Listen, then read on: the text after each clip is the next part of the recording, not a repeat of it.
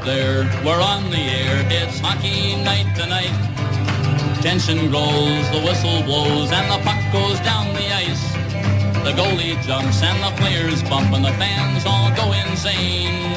Someone roars, Bobby scores at the good old hockey game. Oh, the good old hockey game is the best game you can name.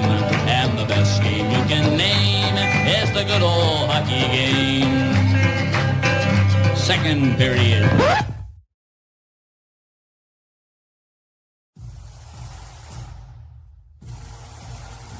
My delegation would like to submit to the Assembly a very short resolution. I believe that we can marshal the human, material, and financial resources of this country to eradicate poverty, inequality, and insecurity. Even referred to me on Twitter one time as Dimples McCheery. That there was a pre-imperial Britain, and that therefore there would be a post-imperial Britain. Where if you want a pizza at 3 in the morning, it will be dispatched to you by an Albanian on a small motorbike. After all, didn't Cromwell say to the artist who drew his picture, who painted him, put in all the warts as well? For the first time in our history, parents believe that the future of their children will be less promising than their own.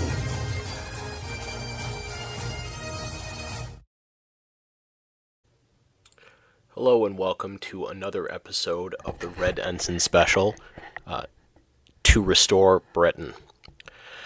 Now, there has been, over the past 10 or 15 days, a re-eruption of the controversy on the right over Restore Britain. I don't think that this controversy is well framed because the controversy focuses on the question of, quote, whether Restore Britain has been co-opted or has failed already.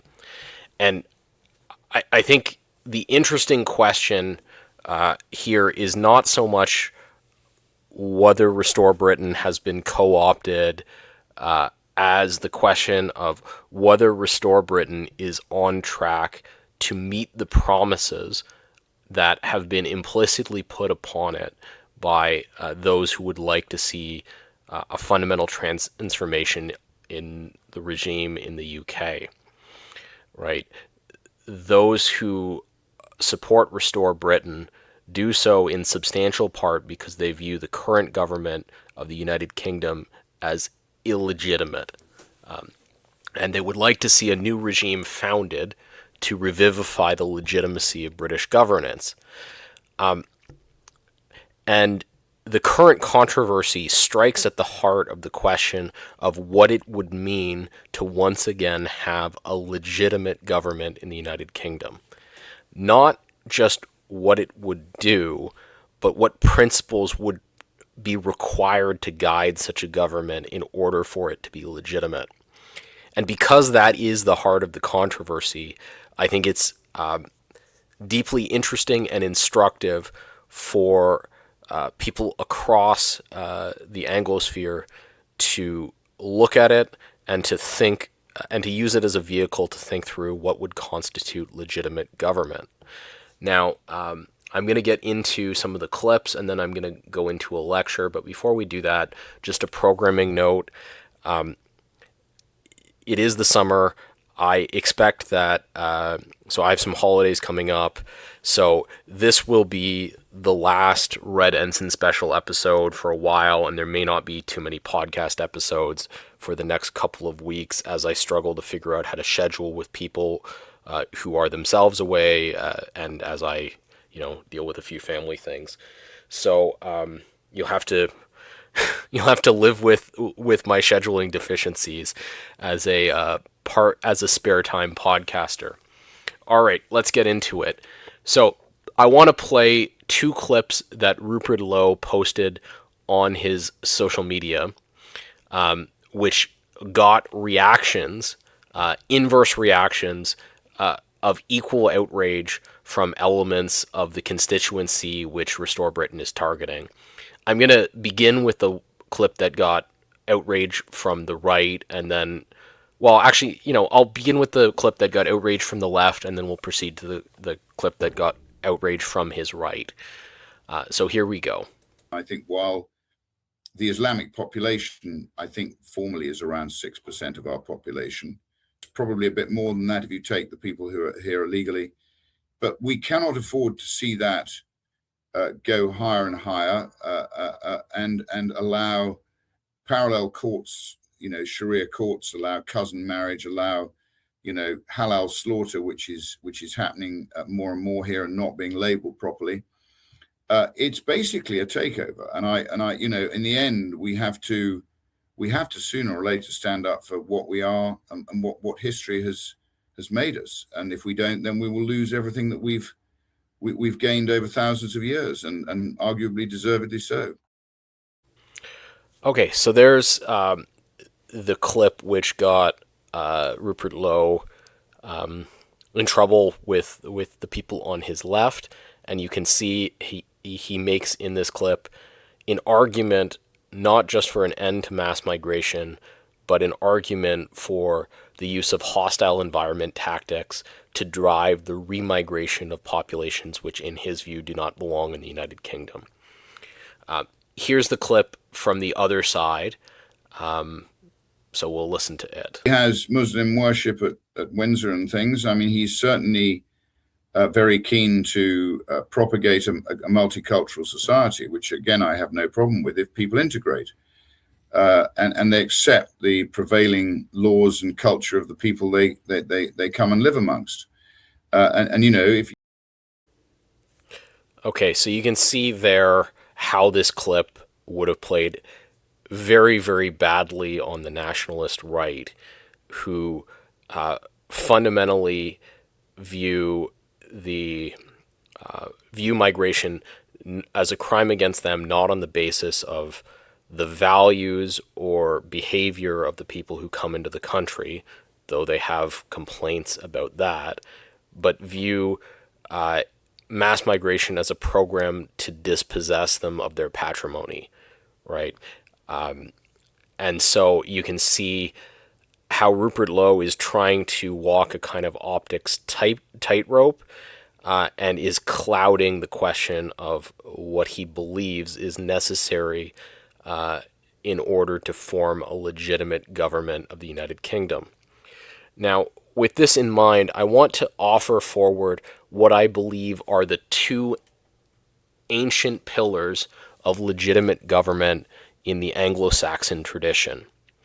And these two principles, I believe, have to sit underneath every question we ask as we attempt to anchor new governments throughout the Anglosphere. The first is the hereditary principle, and the second is the moral absolute principle. Right? So the hereditary principle is the foundation of the basic objection. So if we look at Rupert Lowe's two comments there, and we try to reconcile the two comments, I think it's fair to say that Rupert Lowe has the view that there is a set of absolute moral principles which are bequeathed to the British people from their ancestors that are in opposition to Islam, and in opposition to some of the demands of Islam, things like halal slaughter, things like cousin marriage, things like the way in which Islam treats, particularly extreme forms of Islam, treats its female population, he views as kind of irreconcilable with the moral principles that define the United Kingdom. But Rupert Lowe does not believe that the British people have a hereditary claim on their land. And so he is struggling because actually most of his base is in the opposite position, where they believe that there is an absolute hereditary claim that the English, Welsh, Scottish, and Northern Irish population have on the territory that they've lived on for millennia. and they are a profoundly demoralized people who do not have a very strong view of the absolute moral character of what constitutes legitimate governance. My view is that these two principles are essential and for the foundation of any legitimate government and for its maintenance. And let me kind of review their antiquity. So if we go all the way back to Alfred the Great, he, along with the many rulers of not only England but the European peoples, is constantly depicted with two aspects: the sword in one hand and the dais in the other hand. Right? Sometimes it's a scepter, sometimes it's an orb, but they're symbols of the two fundamental God-given roles of the sovereign in the conception of Christendom. The first is as defender of the hereditary right of the people, right? The nation itself is the people and the land to which they are bound, and the sovereign is endowed with the right and responsibility to defend that people. The sovereign is also endowed with the responsibility before God to do justice among those people, right? And you see this, and that justice is compared to the absolute moral standard of God's justice. Now, in both of these areas, you can see that there is a certain room for interpretation. Is a single migrant family, is the Operation Paperclip to scoop up the high-end scientists from the fallen Third Reich? Is temporary migrant work to clip the grass or whatever? Are they threats to the integrity? Do they constitute a threat to the people? And there's a question there to be asked and a question there to be answered by the sovereign as part of the political decision. And your answers will vary through history as to what constitutes a threat to the people and their ancient claim to their homeland.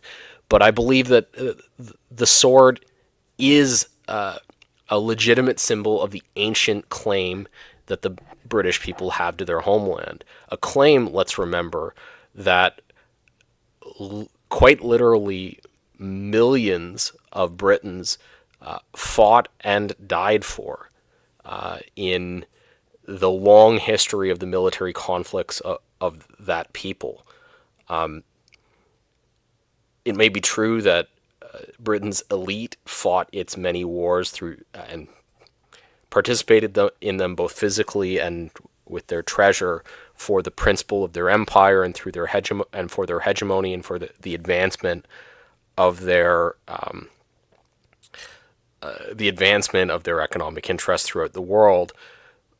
But the arrangement between the ruling class and the people who followed them into those wars was that they followed the British ruling class into their wars because they were legitimate, because they defended the ancient right of the people to their homeland, at least as one of the two foundations of their claim at legitimacy. And it is perfectly right and reasonable for the British working class to, just as many wars have been fought over succession in England, the Stuarts fought for their perceived right to the claim and to the throne, and the Windsors defeated them. Just as the king, as the royal succession was decided in blood, it is right and reasonable for the British working class to come forward and assert their ancient right to pass the inheritance of the nation to their children, not because their children are better, not because other people don't have some kind of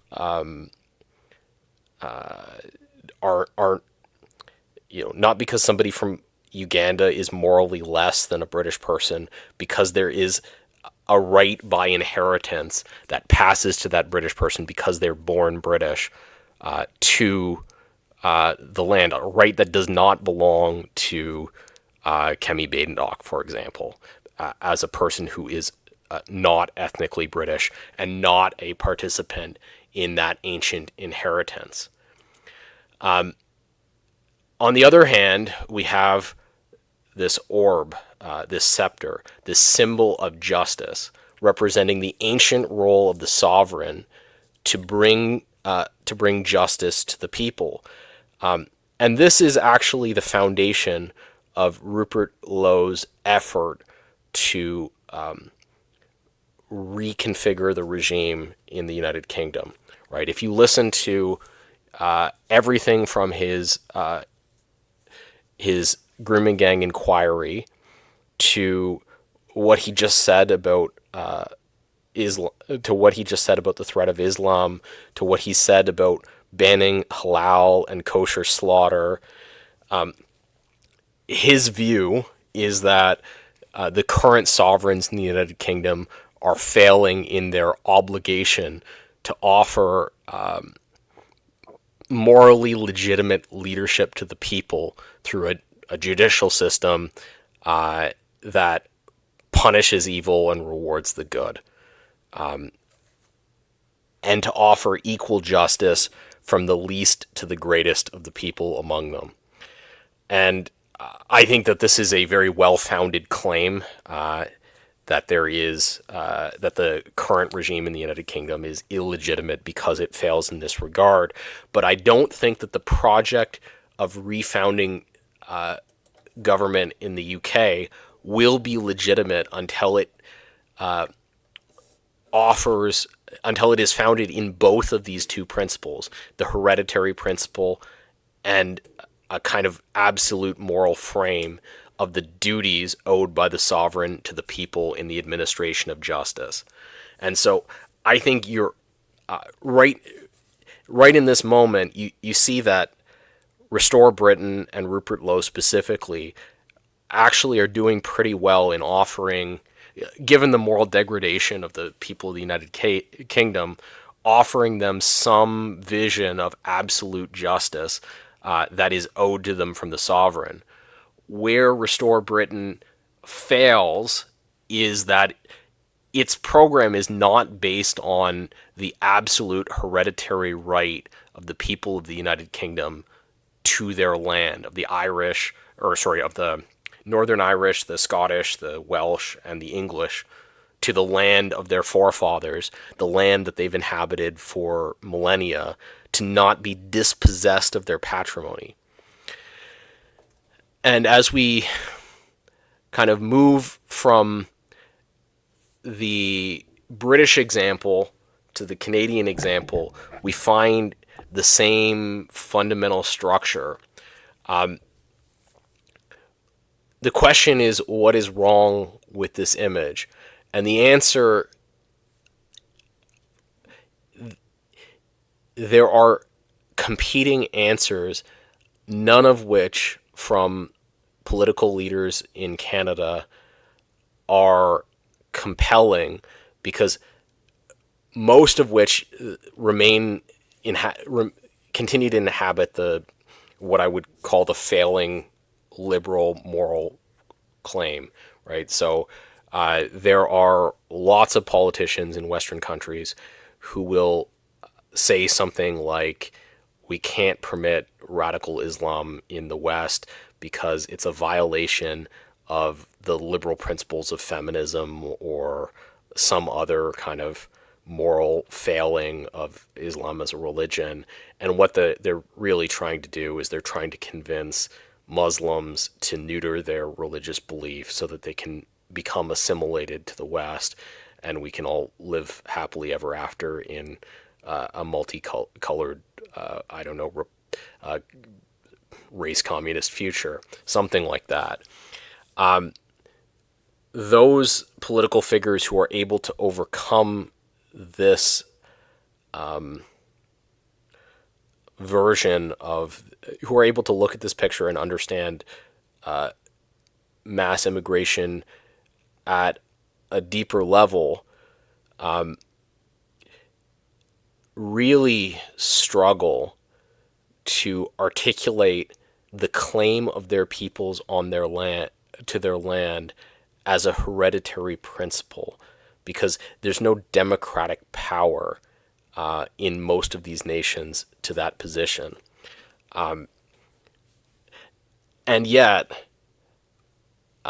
as long as that is not the position of the ruling class in any of these jurisdictions, there is no incentive for the working class of Western nations ever again to fight for their ruling classes, because the only thing their ruling classes are prepared to offer is the administration of justice according to moral values, which are out of kilter with the moral values of people who are actually prepared to fight their wars, and they are not prepared to defend their inheritance as a people generationally. And if a ruling class is not prepared to defend on a generational basis the rights of a people in their territory, then the sacrifice of a soldier who dies for his country is not a tragedy in service of some greater future. It is like a job risk, basically. And in a liberal individual's frame, there's very little justification for taking that kind of job risk. The payoff is only, the pathetic financial compensation that comes to soldiers.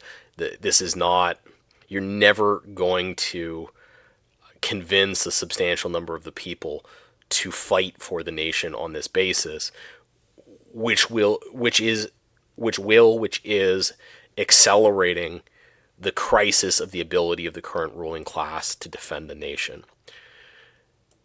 We'll only see legitimate governance in the West refounded in any of our nations if it can be refounded both on the hereditary principle owed to the people and the absolute moral principle, which is independent of popular consent. Thank you for your time and attention. I hope you learned something. Canada originally was put together by two groups of people who didn't have much in common but didn't want to be American. The line just popped into my head. A bunch of the boys was a-whooping it up. And there I got my start. We have had a flag. Flags can be changed. But flags cannot be imposed, the sacred symbols of a people's hopes and aspirations, by the simple, capricious, personal choice of a Prime Minister of Canada. I have watched this country for half of my life from abroad, and we have turned complacency into just that, a national sport. I am resolutely opposed to all innovation, all change, but I am determined to understand what's happening. I don't choose just to sit and let the juggernaut roll over me.